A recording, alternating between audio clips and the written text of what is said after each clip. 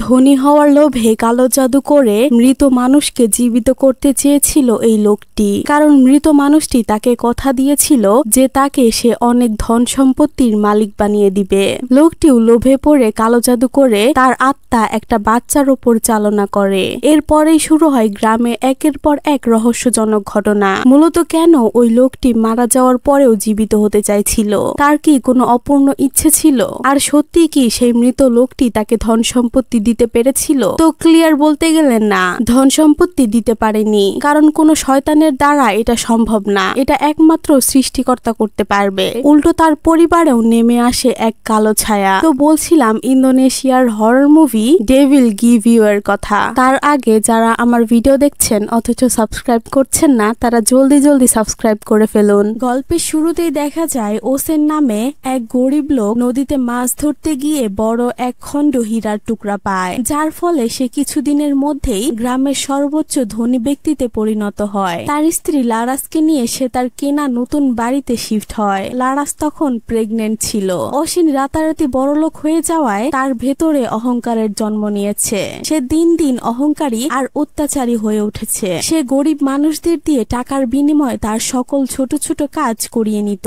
মূলত গ্রামে যারাই তাকে সবসময় ছোট আর গরিব বলে অপমান করেছে, তাদেরই সামনে সে এখন মাথা উঁচু করে হাঁটে। আর বর্তমান সমাজের রীতিনীতি অনুযায়ী সে পয়সাওয়ালা হয়েছে দেখে সবাই তাকে সম্মান করে। গ্রামের এই ছেলেটির নাম ডন রেন। সে কালো জাদু চর্চা করত। একদিন রাতে সে জঙ্গলে গিয়ে হন্য হয়ে কারো একজনের কবর খুঁজছিল।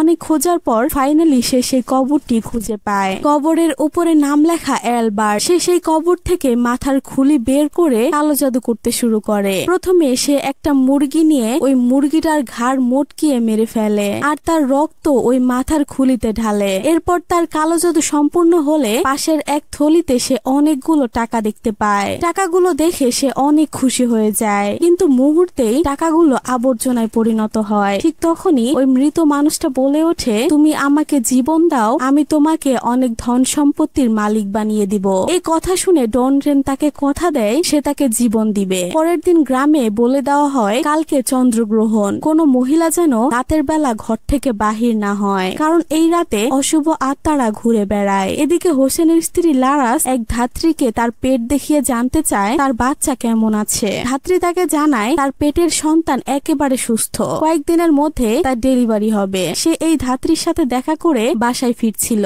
ঠিক তখনই রাস্তার একটা কুকুর তাকে ধাওয়া করে। লারাস ভয়ে দৌড়াতে দৌড়াতে জঙ্গলের অনেক গভীরে চলে গিয়েছিল। কিছুক্ষণ পরেই সন্ধ্যা নেমে আসে আর লারাস এখনো জঙ্গলে। আর আজকেই ছিল চন্দ্রগ্রহণের রাত। হঠাৎ করেই ডন রেন তার সামনে এসে তাকে অজ্ঞান করে দেয়। হুঁশ ফিরলে সে দেখে সে একটা কবরের উপরে শুয়ে রয়েছে। তখনই তাকে কেউ একজন কবরে টেনে নিয়ে যায়। এরপর তাকে আবার টেনে উপরে তোলে আর একটা বৃদ্ধ লোকের আত্মা তার সামনে আসে আর তার সাথে জোর করে শারীরিক সম্পর্ক করে। এদিকে ওসিন গ্রামের লোকজনকে নিয়ে তার বউকে জঙ্গলে খুঁজতে থাকে। অনেক খোঁজার পর তার স্ত্রীকে সে একটা কবরের উপর শুয়ে থাকতে দেখতে পায়। তার অবস্থা খুব খারাপ ছিল। তার বাসায় এসে প্রসব বেদনা ওঠে। অনেক কষ্টে সে তার বাচ্চা জন্ম দেয়। তার একটি ছেলে হয়। ধাত্রী বলে আজকে চন্দ্রগ্রহণের রাত, তাই বাচ্চার মুখটা যেন ঢাকা থাকে, কোনো মতেই যেন তার মুখ না বের হয়। হেতি ধাত্রীর কথা অনুযায়ী তার মুখ ঢেকে পাশের ঘরে নিয়ে যায় আর তাকে এক জায়গায় রেখে সে গরম পানি আনতে যায়। এদিকে বাচ্চার মুখের উপর থেকে কাপড় আপনা আপনি সরে যায় আর বাচ্চাটা একা একাই বেরিয়ে আসতে শুরু করে।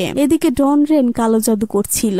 সে ওই মৃত ব্যক্তিকে দাদা বলে ডাকে। হয়তো লোকটি বেঁচে থাকাকালীন ডন রেনের দাদা ছিল। সে জানায় সে তার প্রতিশ্রুতি পূরণ করেছে, এখন যেন সে তাকে ধন সম্পত্তি টাকা পয়সা দেয়। এটা বলা মাত্রই তার সামনে থাকা পাত্রটায় টাকা সোনা দানা দিয়ে ভর্তি হয়ে যায়। এদিকে হেতি যখন ঘরে ফিরে আসে সে ওখানে আর বাচ্চাটিকে দেখতে পায় না। ঘরের এক কোণে থেকে বাচ্চার কান্নার আওয়াজ ভেসে আসছিল। সে ওইদিকে গিয়ে দেখে বাচ্চাটি মেঝেতে পড়ে আছে। সে বাচ্চাকে কোলে নিতেই বাচ্চার চেহারা বদলে গিয়ে এক বৃদ্ধ লোকের চেহারায় পরিণত হয়, কিন্তু তার শরীরটা বাচ্চার মতোই ছিল। বাচ্চাটি হেতির গলায় কামড় দিয়ে তাকে মেরে ফেলে। তার চিল্লানো শুনে সবাই সেখানে এসে দেখে সে মরে পড়ে আছে আর তার বাচ্চাটি সেখানে নেই। সে টাকা পয়সা দিয়ে সবার মুখ বন্ধ করে দেয় আর হেতির লাশ গুম করে ফেলতে বলে। অসীন বাইরে এসে তার বাচ্চাকে খুঁজতে থাকে, কিন্তু অবাক করা বিষয় হলো বাচ্চাটি একা ধান খেতে শুয়েছিল। ছিল আর কান্না করছিল। অসিন তাকে খুঁজে পেয়ে অনেক খুশি হয়ে যায়, কিন্তু অবাক করা বিষয় হলো বাচ্চাটা জন্ম নেওয়ার পর এত অদ্ভুত ঘটনা ঘটছে, কিন্তু অসিনের এগুলো নিয়ে কেন যেন কোনো মাথা ব্যথা নেই। তার কাছে সবকিছুই স্বাভাবিক। তারা দুজন বাচ্চাকে দেখে অনেক খুশি হয়। তারা তার নাম রাখে দিধি। দেখতে দেখতে 7 বছর কেটে যায়। আজ অসিনের ছেলে দিধির মুসলমানি করানো হবে, তাই এত আয়োজন। বাড়িতে অনেক মেহমানকে দাওয়াত দিয়েছিল তারা। এখানে শোলে আর তার ওয়াইফ এসেছিল। শোলে এবার নির্বাচনে গ্রামের প্রধান হিসেবে দাঁড়িয়েছে। শোলে একজন ধার্মিক আর ইমানদার ব্যক্তি। তবে অসিন তাকে বেশি একটা পছন্দ করত না। দিধির মুসলমানি উপলক্ষে তাদের বাড়িতে অনেক নাট্যশিল্পীরা খেলা দেখাচ্ছিল। প্রথমে দিধি এগুলো দেখে বেশ আনন্দ পাচ্ছিল, কিন্তু দূর থেকে ডনরেন কি যেন একটা করে, ফলে মুহূর্তেই দিধির চোখ সাদা হয়ে যায়। তাকে দেখতে ভয়ঙ্কর লাগছিল। আর সেখানে থাকা নকল প্লাস্টিকের যন্ত্রপাতি দিয়ে যারা খেলা দেখাচ্ছিল তাদের সেই যন্ত্রগুলো আসল হয়ে যায়। এই যেমন নকল চাকু আসল হয়ে যায় আর নকল বন্দুক আসল হয়ে যায়। ফলে সেখানে অনেক লোক খেলা দেখাতে দেখাতে আহত হয়ে যায়। এগুলো দেখে দিধি আর ডনরেন হাসতে থাকে। আর সব আয়োজন শেষে যখন দিধির মুসলমানি করানোর সময় আসে, তখন তাকে মুসলমানি করাতে গিয়ে চাকু বেঁকা হয়ে যায়। বারবার চেষ্টা করেও তার মুসলমানি করানো যাচ্ছিল না। অসিন সবাইকে টাকা খাইয়ে চুপ করিয়ে দেয়। এর বেশ কিছুক্ষণ পর যখন মসজিদে আজান দিচ্ছিল, তখন দিদি যন্ত্রণায় ছটফট করছিল। তার কিছুতেই এই আজান সহ্য হচ্ছিল না। এবার তার মা লারাস তাকে নিয়ে বেশ চিন্তায় পড়ে যায়। পরের দিন সকালে দিদি যখন স্কুল থেকে বাসায় ফিরছিল, তার বন্ধুরা তাকে নিয়ে অনেক আজে বাজে কথা বলে। সে নাকি ভূতের বাচ্চা, যার কারণে তার মুসলমানি করানো যায়নি। আস্তে আস্তে তাদের জ্বালানো বাড়তে থাকে। তখনই তার বান্ধবী রিনি সেখানে এসে তাকে সাহায্য করে, কিন্তু একটু পর তাদের মধ্যে একজন আবার রিনিকে পানির মধ্যে ফেলে দেয়। তখন দিদি তাকে পানি থেকে উঠায়। এখানে বলে রাখি, রিনি গ্রাম প্রধানে যে নির্বাচনে দাঁড়িয়েছে সেই শোলের মেয়ে। এদিকে হঠাৎ ডনরেনের মাথা যন্ত্রণা হতে থাকে। তার মৃত দাদা তার কানের কাছে এসে বলে এখনই সঠিক সময় পদক্ষেপ নেওয়ার। বিকেলে রিনি দিদিকে তাদের বাসায় নিয়ে যায়। সবাই দিদিকে বাহবা দিচ্ছিল রিনিকে বাঁচানোর জন্য। তারা সবাই একসাথে খেতে বসে। সবাই খাবার খাওয়ার আগে দোয়া পড়ছিল, কিন্তু দিদি দোয়া পড়ছিল না। ব্যাপারটা কেমন যেন অদ্ভুত। শোলে তাকে দোয়া পড়তে বললেও সে সেখান থেকে উঠে চলে যায়। সেখান থেকে ফেরার সময় তার সাথে আহমদ নামে তার এক বন্ধুর দেখা হয়, যে তার সাথে একই ক্লাসে পড়ালেখা করে। দিদি হঠাৎ কোথায় যেন গায়েব হয়ে যায়। তাই আহমেদ তাকে এদিক ওদিক খুঁজতে থাকে। খুঁজতে খুঁজতে সে একটা পরিত্যক্ত বাড়িতে যায়। গিয়ে দেখে দিদির মুখটা একটা 80 বছরের বৃদ্ধের মতো হয়ে গেছে। তাকে দেখতে খুবই ভয়ঙ্কর লাগছিল। তাকে এই ভয়াবহ রূপে দেখে আহমদ প্রচুর ভয় পেয়ে যায়। ভয়ে সে পালাতে শুরু করে। আর পালানোর সময় একটা ঘোড়া পাগল হয়ে দৌড়ে রাস্তা দিয়ে যাচ্ছিল। আহমেদ সেই ঘোড়ার গাড়ির সাথে অ্যাক্সিডেন্ট করে আর তার এক পা কেটে পুরো আলাদা হয়ে যায়। দিদি বাসায় ফিরলে তার মা তাকে খাবার খেতে বললে দিদি জানায় সে খাবার খেয়েছে। এখন সে উঠানে গিয়ে সাইকেল চালাতে যাচ্ছে। তার মা খাবার টেবিলে গিয়ে দেখে খাবারগুলো এলোমেলো হয়ে আছে। সে যখনই দিদিকে কিছু বলতে যাবে, ঠিক তখনই রিনি আর তার মা আসে। রিনির মা দিদির ভেজা কাপড়গুলো শুকিয়ে ফেরত দিতে এসেছে আর তাদের জন্য কিছু খাবারও এনেছে। রিনির মা দিদির মাকে তাদের ওইখানে কুরআন তেলাওয়াত শেখার দাওয়াত দেয় আর রিনি বলে সে দিদির সাথে খেলতে যাবে। এদিকে দিদি উঠানে খেলা করতে করতে তাদের ছাগলের খামার দেখে কেমন যেন অদ্ভুত ভাবে সেদিকে তাকিয়ে থাকে আর ছাগলগুলো ভেতরে কেমন যেন ছটফট করছিল। এরপর সিন কাট হয়ে দেখায় রিনি দিদিকে খুঁজতে খুঁজতে সেই ছাগলগুলোর কাছে এসে পৌঁছায়। ঠিক তখনই দিদি পেছন দিয়ে ডাক দিয়ে তাকে বলে আমাকে সাইকেল চালানো শেখাবে। এটা বলার সময় তার মুখে রক্ত লেগেছিল, কিন্তু রিনি সেটা খেয়াল করে না। তাদের উঠানে একটা কুয়া ছিল। তারা খেলার সময় দিদি রিমিকে দৌড়ে কুয়ার দিকে নিয়ে যাচ্ছিল। রিনি কুয়াতে পড়তেই যাবে, তার আগ মুহূর্তে দিদি সাইকেল থামিয়ে দেয়। সে কোনোভাবে রিনির কোনো ক্ষতি হতে দিবে না, কারণ সে মন থেকে রিনিকে অনেক ভালো বন্ধু মনে করত। ওদিকে রিনির মা আর দিদির মা কথা বলছিল। তখনই তারা জানতে পারে আহমেদ তাদের ঘোড়ার গাড়ির সামনে এসে অ্যাক্সিডেন্ট করেছে আর তার একটা পা হারিয়েছে। অসিন চাইছিল তাদের টাকা দিয়ে মুখ বন্ধ করতে। যেমনটা বলেছিলাম, অসিন অনেক অহংকারী হয়ে গেছে। এই খবর জানার পর তার স্ত্রী লারাস বলে আমাকে টাকা দাও, আমি আর রিনির মা গিয়ে টাকাটা ক্ষতিপূরণ হিসেবে দিয়ে আসি আর তাদের কাছে ক্ষমা চেয়ে আসি। টাকা নিয়ে তারা আহমেদের বাসায় যায়। গিয়ে দেখে সে পায়ের ব্যথায় কাতরাচ্ছে আর সে ঘুমের মধ্যে বারবার বলছে দিদি একটা শয়তান, দিদি শয়তান হয়ে গিয়েছে। তার এই কথা শুনে দিদির মা সহ সেখানে উপস্থিত সবাই অবাক হয়ে যায়। অন্যদিকে ওসিন তাদের ছাগলের খামারে গিয়ে দেখে একটা ছাগল মরে পড়ে আছে আর তার ঘাড়ের রগ ভাঙা, আর সাথে সাথে পাশে অনেক রক্ত ছড়িয়ে ছিটিয়ে রয়েছে। অবাক করা বিষয় হলো সে এগুলো দেখে একটু অবাক হয় না, তার কাছে বিষয়গুলো নর্মাল মনে হচ্ছিল। সে শুধু দূরে দাঁড়িয়ে থাকা তার ছেলেকে দেখছিল। এখানে মনে হচ্ছিল অসিন কিছু একটা জানে, কারণ অসিনের হঠাৎ এত তাড়াতাড়ি এত বড়লোক হয়ে যাওয়া সেগুলোরই ইঙ্গিত দিচ্ছে। লারাস আহমেদের বাড়ি থেকে ফিরে এসে অসিনকে জানায় হয়তো আমাদের ছেলের মধ্যে কোনো গন্ডগোল আছে, কারণ আহমেদ বারবার বলছিল দিদি একটা পিশাচ। এটা শুনে অসিন রাগ দেখিয়ে বলে, মা হিসেবে তোমার উচিত সন্তানকে রক্ষা করা, সন্তানের পক্ষে থাকা, আর তুমি উল্টো ওকে সন্দেহ করছো। বাবা মার ঝগড়া দেখে দিদি সেখানে এসে বলে, আমি কোনো শয়তানের বাচ্চা না, আমি কিছু করিনি। তার এই কথা শুনে লারাস আবার শান্ত হয়ে যায়। সেদিন রাতে হোসেনের কাছে একজন লোক এসে জানায় আহমেদের শরীর দেখে স্পষ্ট বোঝা যাচ্ছে তাকে কোনো পিশাচি মেরেছে, আর সে নিশ্চয়ই দিদিকে পিশাচ হতে দেখেছে। এটা শুনে অসিন তাকে একটা চড় মারে আর তার মুখ বন্ধ রাখতে বলে। তখন লোকটি বলে, একদিন তুমিও এসবের জন্য পস্তাবে, তোমার ছেলের আসল রূপ একদিন তুমিও দেখবে। দূর থেকে ডন রেন এগুলো শুনতে পায় আর ভেতর থেকে লারাস আর দিদিও এগুলো শুনতে পায়। পরের দিন রিনের মা লারাসের কাছে এসে তাকে একটা ছোট্ট আয়াত লেখা কাগজ দিয়ে বলে তার ছেলের কাছে গিয়ে এই আয়াতটা পড়তে।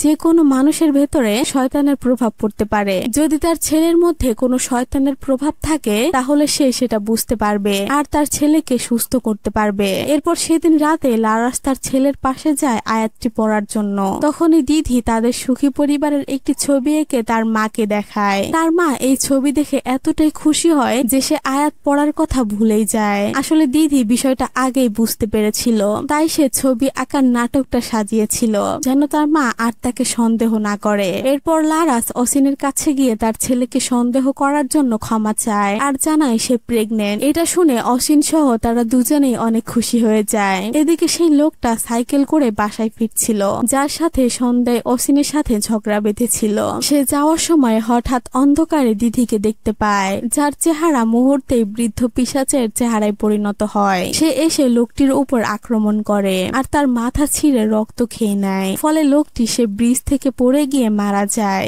দিদি তার কাজ শেষ করে ঘরে ফিরে আসে। তার বাবা তার পাশে শুয়ে তাকে অনেক আদর করে। অসিন বুঝতে পারে তার ছেলের সাথে কোনো কিছু রয়েছে, কিন্তু সে তার ছেলের কোনো ক্ষতি চাইছিল না। এদিকে গ্রামে গ্রাম প্রধানের নির্বাচন শুরু হতে চলেছে। শোলে আর অসিন ভোটে দাঁড়িয়েছে। তারা নিজেদের মতো প্রচার চালাচ্ছিল, তবে বেশিরভাগ মানুষ শোলেকে পছন্দ করত। যেহেতু শোলে একজন ধার্মিক লোক, সে গ্রামে ডন রেনের কাজে বাধা সৃষ্টি করছিল, তাই সে আজকে প্রচারের সময় সুযোগ বুঝে তার খাবারে কালো জাদু করে কিছু একটা মিশিয়ে দেয়। অন্যদিকে লারাস রিনের মায়ের সাথে গিয়ে কোরআন তেলাওয়াত সহ ইসলামের নানা রকম জ্ঞান নিচ্ছিল।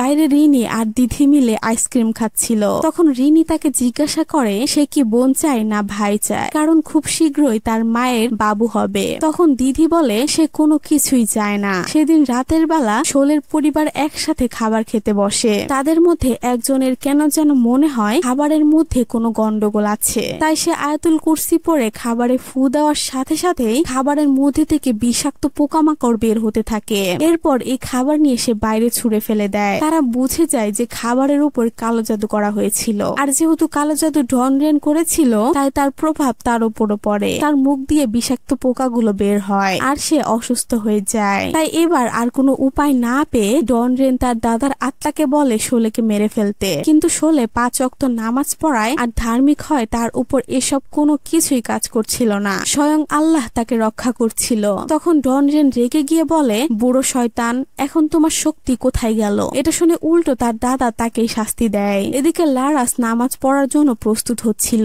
এটা দেখে অসিন অনেক অবাক হয়ে যায়। লারাস তাকেও নামাজ পড়তে বলে, কিন্তু সে মানা করে দেয়, কারণ সে আল্লাহকে বিশ্বাস করত না। এদিকে রিনির বাবা মা আহমেদের কাছ থেকে জানতে পারে দিদিকে বৃদ্ধ পিশাচ রূপে দেখেছিল। তখন তারা বুঝতে পারে এটা অ্যালবার্টের আত্মা। অ্যালবার্ট ছিল একজন পর্তুগিজ বংশধর। সে গ্রামের অসহায় মানুষদের উপর অত্যাচার করত। গ্রামের কুমারী মেয়েদের ধর্ষণ করে তাদের মাথার মস্তক বের করে খেত। তার এই অত্যাচার দিন দিন বেড়েই চলেছিল। গ্রামবাসী আর সহ্য করতে না পেরে একদিন তার বাড়ি ঘর জ্বালিয়ে দেয় আর তাকে ভয়ঙ্কর ভাবে মেরে ফেলে। এখন হয়তো অ্যালবার্টের জারজ বংশধর ডন রেন তার আত্মাকে ডেকে এনে দিদির মাধ্যমে জীবিত করতে চাইছে। শোলে সকলে এসব বুঝতে পারে কারণ ডনরেন অনেক আগে থেকেই কালো জাদু চর্চা করত। আর লোকে বলে ডনরেনের দাদি অ্যালবার্টের ধর্ষণের শিকার হয়েছিল। অসীন তার লোকেদের জিজ্ঞাসা করে কাল রাতে কি গ্রামের কোনো অদ্ভুত ঘটনা ঘটেছে। তারা জানায় যে না, এরকম কোনো কিছুই ঘটেনি। মা দিদিকে স্কুলে যেতে বললে দিদি বলে সে স্কুলে যেতে চায় না, সে তার মাকে রক্ষা করতে চায়। এই বলে সে কুয়ার পাশে গিয়ে খেলা করছিল। দেখতে দেখতে সে কুয়ার মধ্যে পড়ে যায়। লারাস তাকে গিয়ে তাড়াতাড়ি উঠানোর চেষ্টা করে, কিন্তু মুহূর্তেই তার চেহারা আবার ওই বৃদ্ধ লোকটার মতো ভয়ঙ্কর হয়ে যায়। আর সে বলতে থাকে আমি কোনোভাবেই চাই না তোমার বাচ্চা হোক। এই বলে সে তার মাকে টেনে কুয়ায় ফেলে দেয় আর নিজে উপরে উঠে আসে। এসে আবার সে নর্মাল ভাবে খেলতে শুরু করে। লারাস ভয়ে ভেতরে প্রাণপণে বাঁচার চেষ্টা করছিল। সে সেখানে দোয়া পড়তে শুরু করে। আর উপর থেকে দিদি তার তেলাওয়াত শুনে কান বন্ধ করে চিল্লিয়ে চিল্লিয়ে বলতে থাকে বন্ধ করো, চুপ করো, আমি আর এইসব সহ্য করতে পারছি না। তার চিল্লানো শুনে অসীন সেখানে আসে আর দিদি সেখান থেকে পালিয়ে যায়। অসীন সেখানে এসে দেখে লারাস পানিতে পড়ে আছে। সঙ্গে সঙ্গে সে কুয়াতে লাফ দিয়ে তার স্ত্রীকে বাঁচায়। সৌভাগ্যবশত তার পেটের বাচ্চা আর তার তেমন কোনো ক্ষতি হয় না। জ্ঞান ফিরলে লারাস তাকে বলে দিদি তাকে টেনে কুয়ার মধ্যে নিয়ে গেছে, নিশ্চয়ই ওর উপরে কোনো অশুভ আত্মা ভর করেছে। এগুলো শুনে অসীন ভাবে এবার তাকে কিছু একটা করতে হবে। পরের দিন সে একজন লোককে সে দাইমার বাসাতে পাঠায় তাকে আনতে। রাতে যখন তারা আসছিল তখনই তারা হঠাৎ দেখে সামনে দিয়ে কেউ দৌড় দিয়ে চলে গেল। লোকটি দেখতে যায় সেখানে কে আছে। ঠিক তখনই সে গায়েব হয়ে যায়। দাইমা তাকে কোথাও খুঁজে পায় না। একটু দূরে যেতেই সে দেখতে পায় ওই বৃদ্ধ লোকটির আত্মা ওই লোকটাকে মেরে মাথার মগজ খাচ্ছে। এটা দেখে সে ভয়ে পালাতে থাকে। এদিকে অসীনও জেনে যায় তার ছেলে বাড়িতে নেই, তাই সে তার লোকেদের বলে এদিক ওদিক ভালোভাবে খুঁজে দেখতে। তারা বেরিয়ে পড়ে দিদিকে খুঁজতে। দাইমা একটা বাড়িতে গিয়ে সাহায্য চায়, কিন্তু সেই বাড়িতে কেউ ছিল না। তাই সে বাড়ির টয়লেটে গিয়ে লুকিয়ে পড়ে। একটু পরে সে ভাবে হয়তো সবকিছু স্বাভাবিক হয়ে গেছে, তাই সে টয়লেট থেকে বের হতে নেয়। ঠিক তখনই ওই বৃদ্ধ লোকের আত্মাটি এসে তার পেটের ভেতর হাত ঢুকিয়ে নাড়িভুড়ি বের করে মেরে ফেলে। অসীনের লোকেরা তাকে খুঁজতে খুঁজতে সেখানে চলে আসে। এসে দেখে সে রক্তাক্ত অবস্থায় দাঁড়িয়ে আছে। আসলে সে দাইমাকে এতটাই নৃশংসভাবে খুন করেছিল যে তার রক্ত তার পুরো শরীরে লেগে গেছে। দাইমার লাশ দেখে ঘন্টা বাজিয়ে পুরো গ্রামকে সতর্ক করে দেওয়া হয়।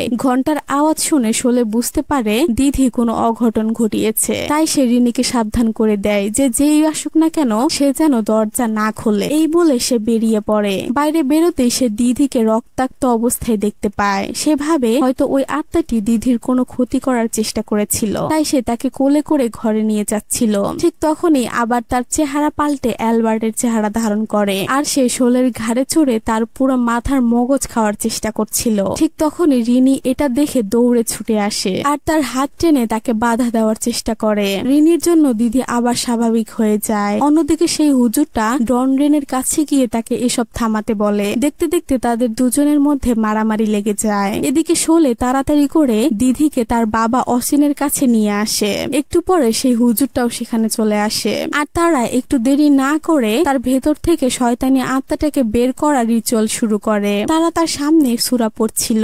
এক পর্যায়ে অ্যালবার্টের আত্মা আবার তার উপর ভর করে। সে তার মাথা গোল গোল ঘুরিয়ে ছাদের উপর হাঁটতে থাকে। অ্যালবার্টের আত্মা বারবার অসীনকে বলছিল তোমার প্রতিশ্রুতি রক্ষা করো, অসীন তোমার প্রতিশ্রুতি রক্ষা করো। সাথে সাথে ওই হুজুরটা তার মাথা ধরে সূরা পড়তে থাকে। তারা সবাই প্রাণপণে চেষ্টা করছিল শয়তানের আত্মাকে তার ভেতর থেকে বের করতে। তার বাবা মা তাকে চেপে ধরেছিল।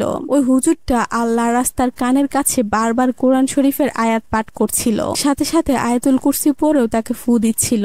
আর অনেক চেষ্টা করার পর সেই শয়তানি আত্মাটি শেষ পর্যন্ত দিদির শরীর ছেড়ে চলে যায়। দিদি এখন পুরোপুরি সুস্থ, ফলে সবাই খুশি হয়। অন্যদিকে অ্যালবার্টের আত্মা ডনরেনকে গিয়ে ধরে। সে তার দাদার কাছে বারবার ক্ষমা চায় আর তাকে ছেড়ে দিতে বলে, কিন্তু তার দাদা তাকে নিয়েই কবরের মধ্যে ঢুকে যায়। এই ঘটনার পর শোলে আর হুজুর তাকে বুঝায় এসব ধন সম্পত্তি টাকা পয়সা কখনোই তাদের নিরাপত্তা দিবে না। তার উচিত আল্লাহর ইবাদত করা। কেবল আল্লাহই পারে তাকে সকল বিপদ থেকে রক্ষা করতে। এরপর বেশ কিছু মাস কেটে যায়। লারাসের ডেলিভারির সময় এসে পড়ে। তাদের একটি কন্যা সন্তান জন্ম হয়। এই পাশ থেকে অসীন বাচ্চার কান্নার আওয়াজ শুনে আলহামদুলিল্লাহ বলে, কিন্তু একটু পরেই তারা দাইমার চিল্লানোর আওয়াজ শুনতে পায়। তারা গিয়ে দেখে লারাস দাইমাকে মেরে ফেলেছে আর তার স্ত্রী রাক্ষস রাক্ষসের রূপ ধারণ করেছে আর তার হাতে নবজাতক বাচ্চা। সে এসে অসিনকে বলে, তুমি এখনো আমার দেওয়া শর্ত পূরণ করনি, হয়তো তোমার ছেলে দিদিকে আমার কাছে দিয়ে দাও, না হলে এই শিশু আমাকে দিয়ে দাও।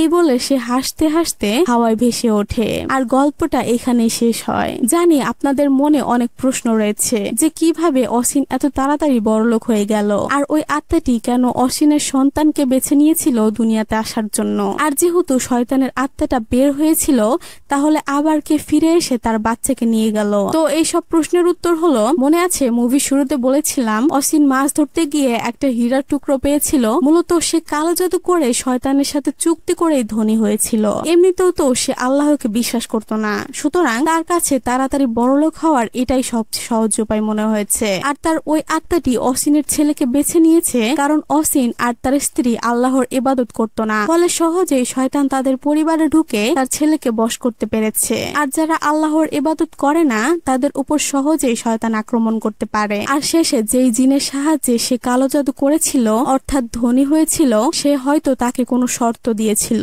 যেটা সে এখনো পূরণ করেনি, যার জন্য সে আবার ফিরে এসে তার সন্তানকে নিয়ে গেছে। তো এবার বুঝতে পারলেন? তাহলে আর কি, ভিডিও ভালো লাগলে লাইক করে কমেন্ট করে জানাবেন কেমন লাগলো, কারণ আপনাদের একটি কমেন্ট আমাকে আরো ভিডিও বানাতে উৎসাহ দেয়। আর সাবস্ক্রাইবের কথা কি আলাদা করে বলতে হবে? তাড়াতাড়ি ভিডিও ভালো লাগলে সাবস্ক্রাইব করে দেন। এই ভিডিও ভালো লেগেছে মানে কি আর ভিডিও দেখবেন না? তাহলে সাবস্ক্রাইব না করলে আমার ভিডিওগুলো আপনাদের কাছে পৌঁছাবে কিভাবে? তাহলে সাবস্ক্রাইব করে কমেন্ট করে বলে দিবেন যে সাবস্ক্রাইব করেছি, এটা আমার রিকোয়েস্ট। তো আজকের মতো আমি এখানেই বিদায় নিচ্ছি, হাজির হব নতুন কোনো ভিডিও নিয়ে।